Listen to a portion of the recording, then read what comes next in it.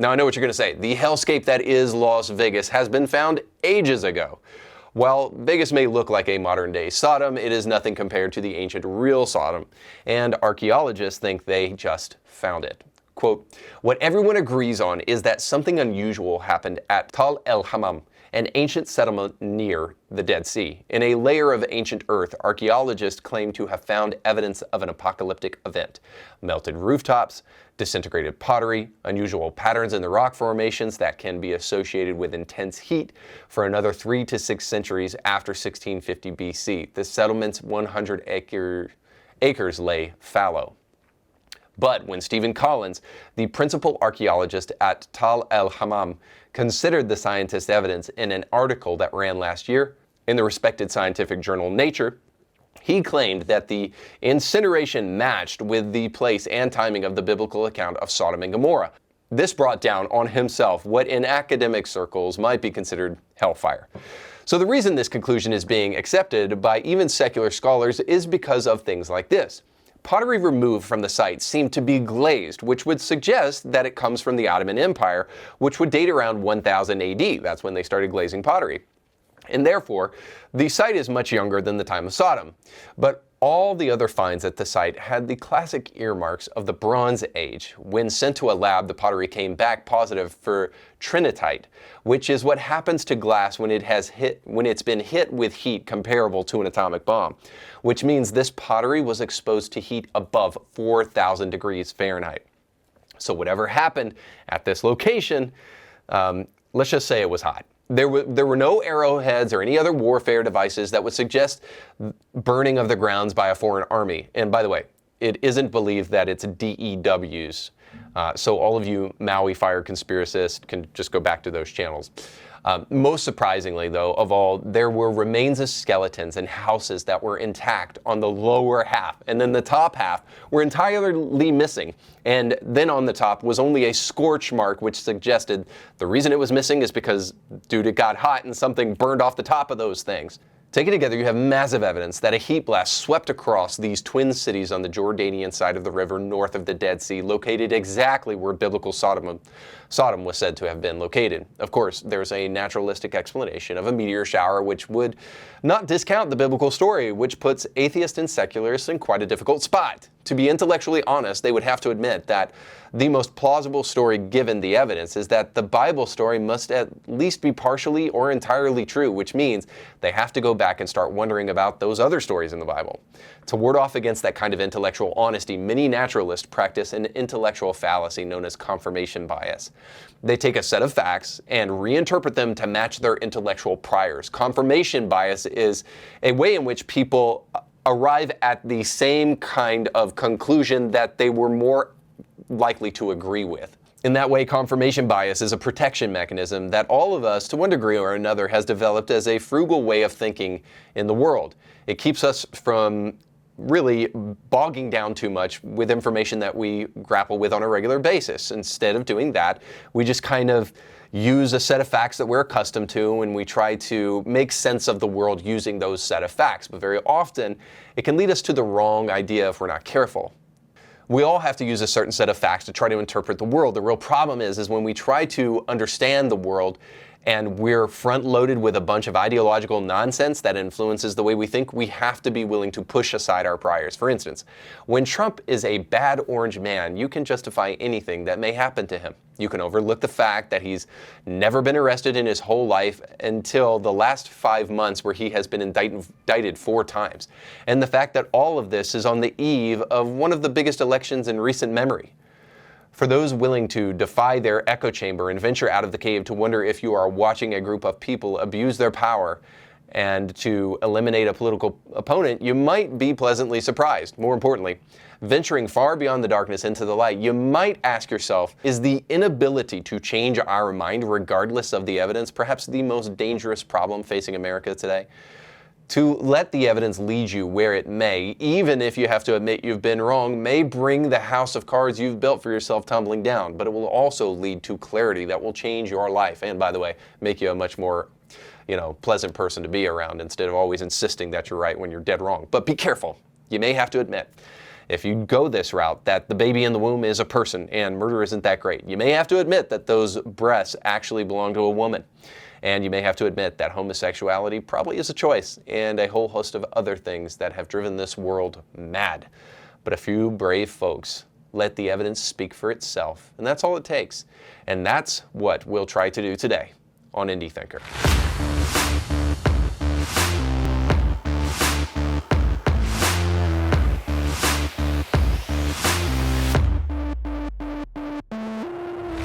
Welcome to the show. Don't forget to like, share, and subscribe. And don't forget to do yourself a big favor and check out today's show sponsor. Our friends over at Ancur can help you with all of your business solutions, whether that's staffing, bookkeeping, accounting, or doing anything to just make sure the man isn't coming for you. They can help you with compliance issues and even strategies to scale your business and take the next step. Now, Devan and his guys over at Ancur are just absolutely the best. But not only can they help you with your small business, but they can actually help you create a business for yourself. In fact, they can offer you training in becoming a certified public accountant. If that's something that's interesting to you, not only is there a lot of money in it, but also it creates value for our world. It's one of the great things about capitalism is that if you can teach yourself a trade, you can monetize that trade, and then you can help and benefit yourself, but also the people who benefit from that trade. And accounting is a fantastic way to do that. So nonetheless, I'd highly encourage you to check out our show sponsor today at Ancur.biz. That's Ancur.biz. Again, by supporting them, you're supporting this show, but most importantly, you're supporting yourself and the great future that you have by going with a great company like Ancur. Remember back in the day when Ben Shapiro schooled Piers Morgan and exposed the leftist tactic of trying to stand on the graves of people who have been shot in order to try to implement policy procedures rather than to actually speak about the real issue whenever any shooting takes place. Here's just a flashback from that epic moment that became one of the biggest moments in Ben Shapiro's life and turned him kind of into an overnight success. Check it out. Honestly, Piers, you've kind of been a bully on this issue because what you do, and I've seen it repeatedly on your show, I watch your show, and I've seen it repeatedly, what you tend to do is you tend to demonize people who differ from you politically by standing on the graves of the children of Sandy Hook, saying they don't seem to care enough about the dead kids. If they cared more about the dead kids, they would agree with you on policy. I think we can have a rational political conversation about balancing rights and risks and rewards of all of these different policies, but I don't think that what we need to do is demonize people on the other side as being unfeeling about what happened in Sandy Hook. How dare you accuse me of standing on the graves? The reason I showed you that clip is that the left is at it again. They are using, this time, a Jacksonville shooting to try to gin up anger and resentment, especially in light of an election that's coming pretty soon here. Trust me, this is going to happen more and more. There might even be a huge national conversation going into 2024 about racism. And of course, this is just the tip of the iceberg here because this Jacksonville shooter went into a local store in Jacksonville and then killed black people. Apparently, he was specifically gunning for black people. He had a swastika on his one of his guns, and he also left a manifesto, which we were very quick to see, oddly enough, in this shooting. Now, I know it would be enough just to simply talk about this shooting and then to talk about the families that are suffering as a result of this insane tragedy, of course. And you might even ask yourself why I, as a Christian, have to go through the trouble of trying to pinpoint the hypocrisy of the left when they quickly try to blame the right for shootings like this thing that just took place in Jacksonville. And you say, well, isn't it enough just to condemn this? And that's what I'm going to do at the end of this, by the way. But I think it's also important that we be really honest and really savvy to understand exactly what we're seeing all around us and to understand the tactics that are attempts to try to deceive us all. So to understand this Jacksonville shooter and his agenda in light of more broadly whether the extreme right is kind of ginning up these kind of attacks, what we need to do is we need to do a little bit of comparison here. And we need to see that, oddly enough, that the manifesto of this Jacksonville killer was presented immediately, and today we are still waiting on the manifesto of this trans shooter. Now, by the way, When the right is accused of ginning up kind of right-wing extremism and racial crimes, and then the right accuses the left of doing the same, like in the Nashville shooting of those Christian children and adults at this Christian school. When the right back and forth here and they say, well, you're guilty of ginning up this kind of hatred and you're guilty of ginning up this kind of hatred, there is one side of the aisle, frankly, that can draw a straighter line between the kind of rhetoric that they use and how it causes these shootings to proliferate. So, in other words, right now, for some reason, the right is always considered the right-wing extremist anyway, or considered the party of people who hate black people. However, we do not hear very often about crimes committed by black people against white people, specific racial crimes where black people are targeting white people. We'll get to that in just a moment. But to draw a straight line between specifically this Nashville shooter, when left-wing activists say that if you don't affirm a person's gender identity, if you don't use their pronouns, then essentially you're committing a genocide against them. Well, that kind of rhetoric definitely gins up the kind of hatred that the LGBTQ community has for the right, and then creates a catalyst for the kind of shootings like we saw in Nashville. To prove that the left is way worse at this kind of rhetoric that could gin up some of these things, let me take you back to a 2020 killing where a black man specifically targeted white people, and this is according to the Southern Poverty Law Center. Enraged black man targets whites. An enraged black man, Ronald Taylor, sets out on a rampage targeting whites in Pittsburgh. This time the gunman was black. "I'm not going to hurt any black people," the 39-year-old said. He said, "I'm just out to kill white people." He has been charged with murder and hate crimes in the attacks. And in the attacks, he killed 3 white men and critically injured 2 more. So does anybody actually remember this story? Do you remember there being national news coverage about this black man who wanted to go around killing white people? You probably don't, and there's a good reason for that. This story sounds exactly what the media cooks up constantly, where old white liberals and young black liberals and Robin DiAngelo want to try to get on the news for a moment, and they name white supremacy and all of these things as a reason for why this person might have done this kind of things, rather than doing what we should do. Now, I'll get to that in a moment, but name the analog on the right, where black people are blamed for making the life of white people harder. I'm scratching my head to try to find a single white person that blames black people for this kind of thing and then gins up this kind of racial animosity. That certainly happens way more on the left. And I'm not saying there isn't bad people on both sides, but all I'm trying to say is that if there is one group of people that are more responsible for ginning up this kind of hatred, it is definitely the left and what they do in the media. But more importantly, it's easy for us to cast blame here. It's easy for us to point the finger at the right or to point the finger at the left. It's easy for us even to point the finger at racism or to point the finger at mental illness. And I think we do ourselves a bit of a disservice, because perhaps we need to point the finger at something that is fundamentally more important. We need to point the finger at evil. Now, it's interesting to me that we don't like to talk about good and evil. Because the question might come, like, is racism really a mental illness, or is that just something that people believe inside of that? Is this a belief? I think it's arguable, by the way, that it is a mental illness, because you have to be pretty screwed up to believe that kind of stuff. But nonetheless, more importantly, is racism evil? Yes. Are the things that can be perpetrated by people who are mentally ill evil? Yes. And if we finally get back to an understanding of what is truly evil, then we won't be talking about right and left. We'll be talking about right and wrong. And we'll all be better for that.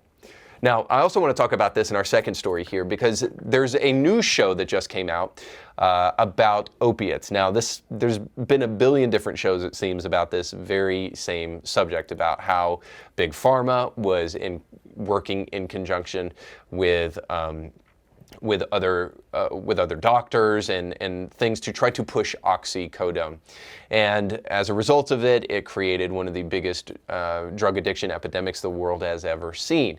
Now, here's just a quick trailer for the brand new next Netflix show, Painkillers. Show you that trailer and bring this show up because there's a lot of talk now about remasking and going back to some of our pandemic mandates as a result of a new strand of COVID that's kind of wreaking havoc on America and other places around the world. And then there's other strands that are being found in other places. And so the big question right now on the lips of everyone who actually thinks that this is going to work, which would be like CDC and NIH and other places like that. The big question is are we going to go back down into lockdown? So just recently, Lionsgate reinstituted a mask mandate. For those of you who don't know what Lionsgate is, that's a production company. And then there's other places even where some school districts in America are discussing whether or not they should go back to social distancing and mask mandates as sickness kind of hits with people coming back to school. So again, I bring all of that up because this show is actually really well done. I mean, except for the fact that the female lead, which of course happens more and more and more these days, which I would not have a problem with if they weren't so incredibly fast. But anyway, the lead in this show is absolutely that and more. More importantly is that the show started really fantastic, but what's interesting is that took a U-turn rather quickly, as it often does in Hollywood, which makes me so sad, by the way, that they're still striking in Hollywood because these people that couldn't write their way out of a paper bag anyway are desiring more money when they're destroying Hollywood. So forgive me if I don't care at all that they're striking, and I hope they never come back. Suffice to say, part of that bad writing showed up in a very interesting moment in this TV series because they were on the verge of something great. They were on the verge of something groundbreaking. They almost, leftist Hollywood almost made a connection between bureaucrats and big pharma and how evil they can be. But of course, that would have been too much honesty for them. They have to back up the mask mandates. They have to make sure to put the masks and the syringes in their Twitter profile to show how woke they are. So on the verge of actually becoming an enlightened individual, they had to reel it back so that they could remain within the realm of wokeness. And there's this great part in the series where the female lead, who again is incredibly obnoxious, is talking about how big pharma assisted in the biggest drug epidemic of all time with opiates. And in this, she says that bureaucrats are the only ones who can help. I'm a bureaucrat, and that's why I need to step in and try to stop these guys from doing what they're doing. Now, what's interesting about that is that obviously the writer of this TV series got too close to an intellectual honest moment and needed some confirmation bias to help them out.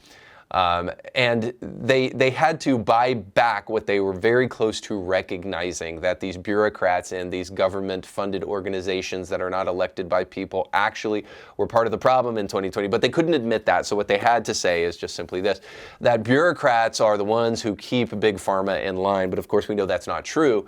Both of them together line their pockets with people's money and at the expense of people's well-being, and they don't care about the repercussions. Hopefully we understand this by now, not only as it relates to a COVID vaccine that now has already been proven to not do any of the things that they said it would do, right? So it definitely didn't keep you from contracting the virus. Of course, we were told that if you had it, it would make it less severe, but we were also told when you first got it that, oh, now this is a protection against COVID. You take this vaccine, you'll be totally good.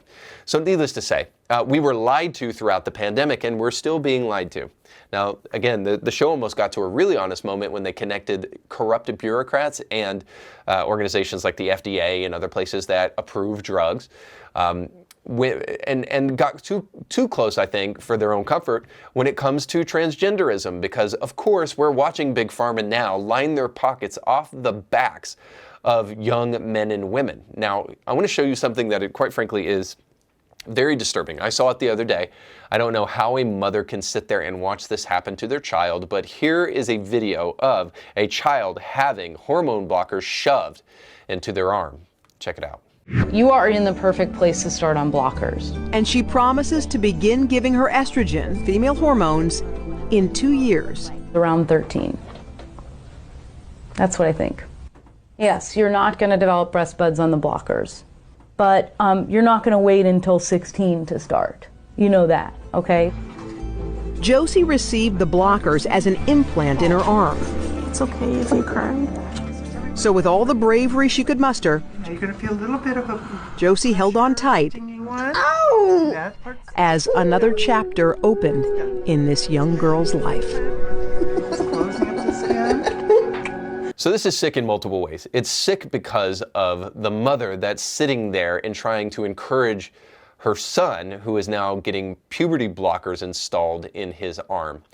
Now you should know this too. This boy is 11 years old, and then we're told that in 2 years this child will be ready for hormone replacement therapy so that estrogen can start coming in and that this little boy can start developing breasts. Now, I think it's also interesting that you can make the case that this mother maybe doesn't know any better, but the other person in this scenario is that doctor that's speaking to this little confused child, and unfortunately doesn't have the ability, the moral fortitude to tell this mother that it would be barbaric to try to shove puberty blockers and hormone replacement therapy in this very confused child.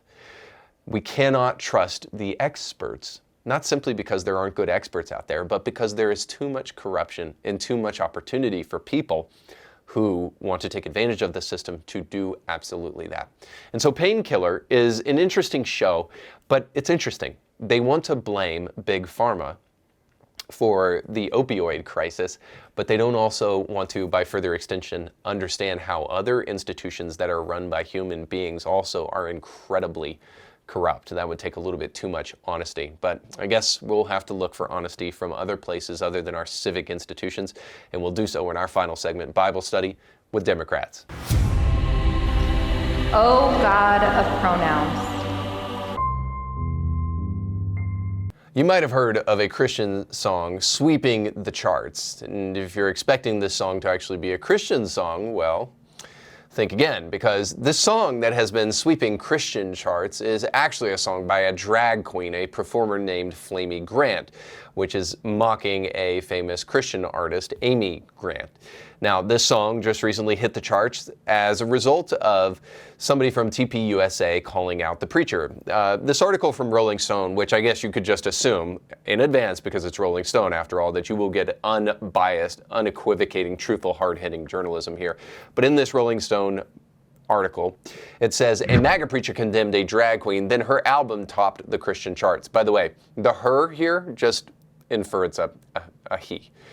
It's never a good thing per se to get called out on Elon Musk's Twitter.com by a person with more than 100,000 followers, but when it happened last week to drag queen Flamey Grant and singer-songwriter Derek Webb, the pair were more than eager to respond.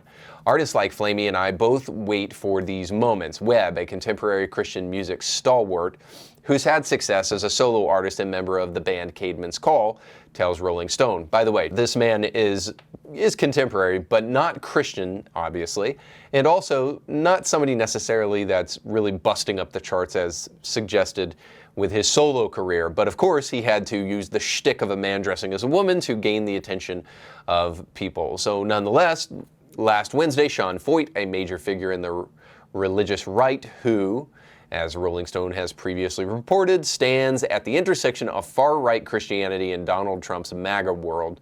He tweeted, if you're wondering the end goal of the deconstruction movement in the church, then look no further than former worship leader Derek Webb's new collab with a drag queen. These are truly the last days.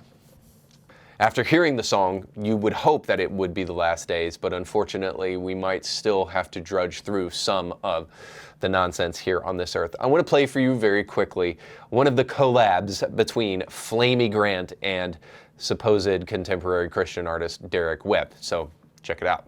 I heard Jesus loved and spent his life with those who were abandoned by a proud and fearful man. So if a church won't celebrate and love you, then believe in lies that can't save you or them, 'cause you're so beautiful.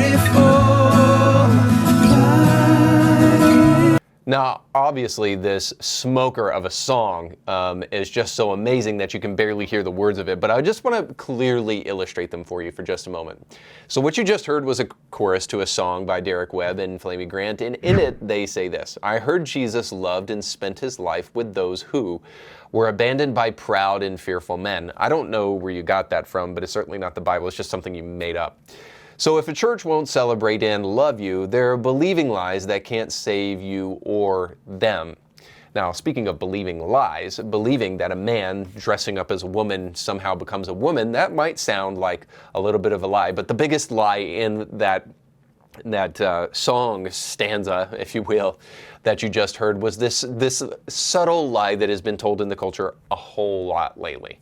And it is this: that if you love somebody, you will celebrate that person. So it says, I heard Jesus loved, and then it says, if a church won't celebrate and love you. So see how those two things are kind of equivalent to each other, that if somebody is to love you, they must celebrate you. They must stand beside your cross-dressing gynophilic fantasies and pat you on the back, because that's what real love looks like. I mean, this is what we do. We go to the insane asylum and we just celebrate everybody in all the voices that they're hearing in their head, no matter what's going on with them. But what's interesting to me is that this is such a hypocritical thing, and Christians have to start being a little bit more savvy as far as this is concerned.